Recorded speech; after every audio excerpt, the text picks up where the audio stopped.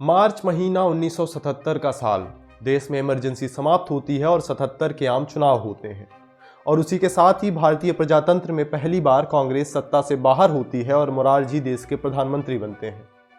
नमस्कार, आज कहानी मोरारजी को प्रधानमंत्री बनाने वाले किंग मेकर की, एक स्वतंत्रता सेनानी की और कहानी कांग्रेस के एक नेता की जो कांग्रेसी शासन के सत्ता विस्थापन का कारण बना।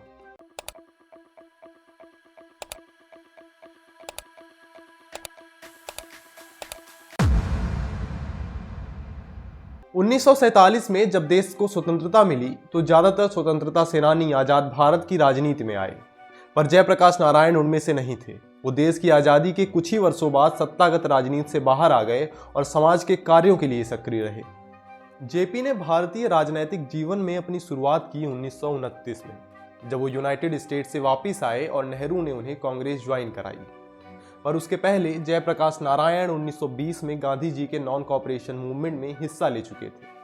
फिर 1930 के सिविल डिसोबीडियंस मूवमेंट में भी जेपी ने आगे बढ़कर हिस्सा लिया, जिसके लिए उन्हें नासिक जेल में राम मनोहर लोहिया और अशोक मेहता के साथ रखा गया।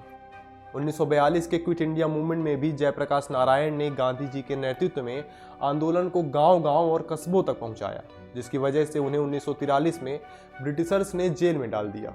जिसके बाद जेपी जेल से बाहर आए 1946 में, जिसके एक ही वर्ष बाद 1947 में देश आज़ाद हो गया। आज़ादी के इस संघर्ष में रहते हुए जेपी गांधी के विचारों से काफ़ी प्रभावित हुए और वो जीवन पर्यंत गांधीवादी राजनीति के समर्थक रहे। गांधी जो जनता की ताकत बताना चाहते थे वो ये चाहते थे कि तुम इस लायक बनो, पहले अपने आप तुम कैसे हो खुद सोचो, अपने आप कैसे हो, तुम्हारा ईमान धर्म कैसा है।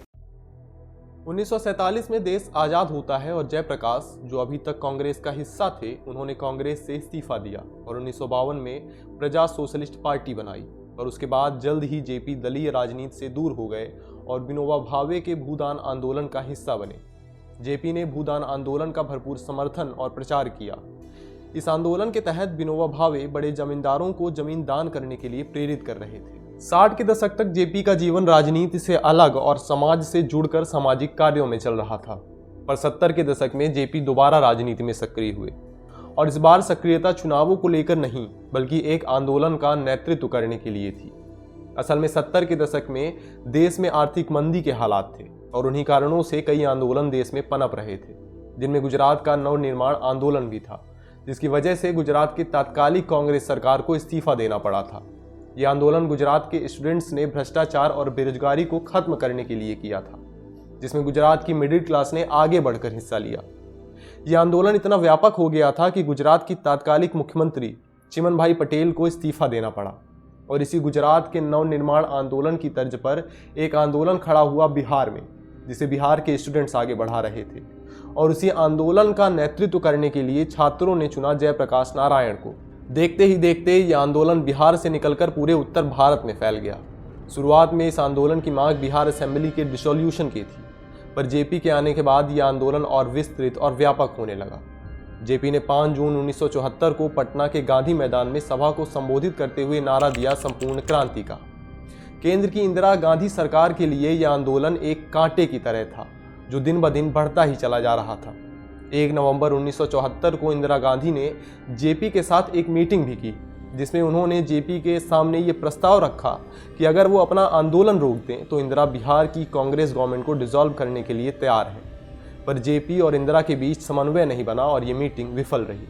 12 जून 1975 को इलाहाबाद हाईकोर्ट का फैसला आता है, जिसमें इंदिरा को इलेक्टोरल माल प्रैक्टिसेस का दोषी ठहराया गया था, जिसके बाद जेपी ने इंदिरा गांधी से तत्काल इस्तीफे की मांग की और 25 जून 1975 की रात इंदिरा ने देश में इमरजेंसी इंपोज कर दी। देश के ज्यादातर विपक्षी नेताओं को इस दौरान अरेस्ट किया गया और जेपी भी उन्हीं में से थे। इस दौरान जेपी को 130 दिन कन्फाइनमेंट में रहना पड़ा, जिसके बाद जेपी हेल्थ इश्यूज होने की वजह से बाहर आए और अपनी खराब सी तबीयत होने के बावजूद भी जेपी ने दिल्ली के रामलीला मैदान में लगभग 1 लाख लोगों को संबोधित किया, जहां रामधारी सिंह दिनकर की पंक्तियों ने जोर पकड़ा, सिंहासन खाली करो कि जनता आती है।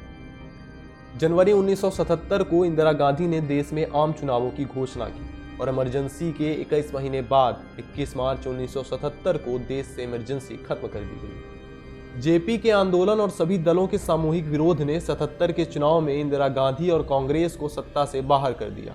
ये चुनाव इंदिरा के लिए इतना बुरा साबित हुआ कि वो रायबरेली से अपनी खुद की सीट तक नहीं बचा पाई। इस चुनावी परिणाम के बाद मोरारजी देसाई देश के प्रधानमंत्री बने और जेपी उन्हें प्रधानमंत्री की कुर्सी तक पहुंचाने वाले किंग मेकर। ये देश का पहला चुनाव था जब किसी नॉन कांग्रेस पार्टी ने केंद्र में अपनी सत्ता स्थापित की हो। जेपी के आंदोलन से देश के कई नेताओं और सोशलिस्ट पार्टियों का जन्म हुआ, पर 8 अक्टूबर 1979 को खराब सी तबीयत की वजह से 77 की उम्र में लोकनायक जयप्रकाश नारायण ने अपने जीवन की आखिरी सांस ली। अगर आपको जेपी के राजनीतिक जीवन की एक कहानी अच्छी लगी हो तो हमें लाइक और सब्सक्राइब करें। जय हिंद।